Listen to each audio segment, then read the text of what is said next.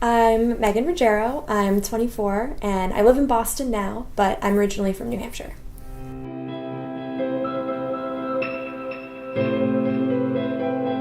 Work hard, determination, perseverance, which all three of those things I feel like, certain generations think we don't have.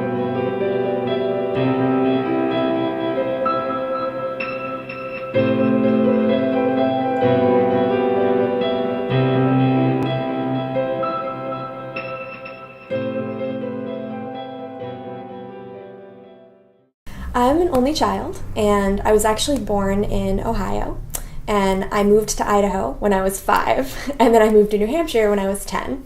I wanted to do something in law enforcement when I was younger. I always saw myself being a police officer or a profiler or even like an FBI agent type job, but I decided on publishing when I was in my junior year of college. I went to Colby Sawyer for undergrad, which is in New London, New Hampshire. It's a very small school.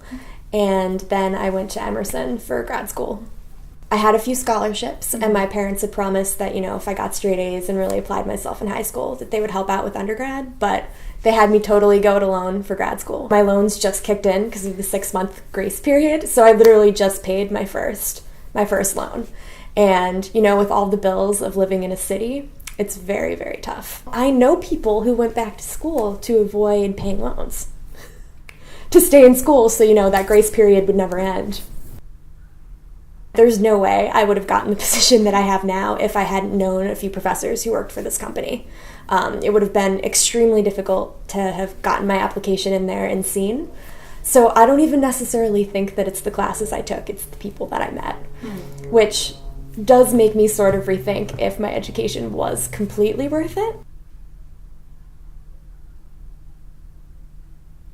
People my age are so involved with the community and being civically engaged, but I do know a lot of people these days who are becoming less involved with politics necessarily.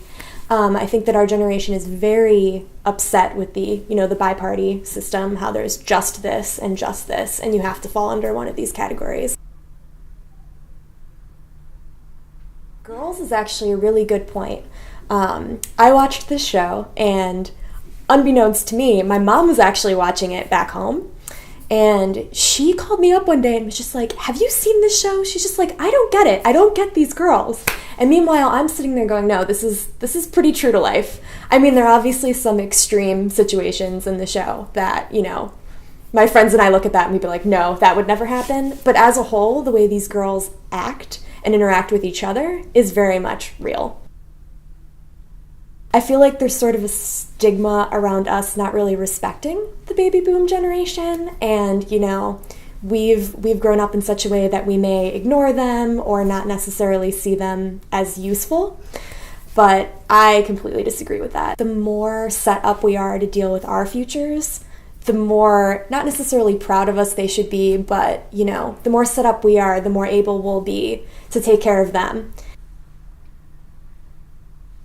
This is another mark of our generation. Girls our age aren't even necessarily thinking about that. I feel like there's two roads. There's the either, engaged right out of college, married, or there's the I'm going to take some serious time to figure out where I'm at, and I definitely fall under that category. I've been avoiding the whole stereotypical I need to be in New York to be a publisher. So I'm trying to latch on to Boston, but I've also been looking at sort of jobs outside of my industry. I would love to be back out west. I still sort of associate myself with Idaho, which is funny because I only lived there until I was 10.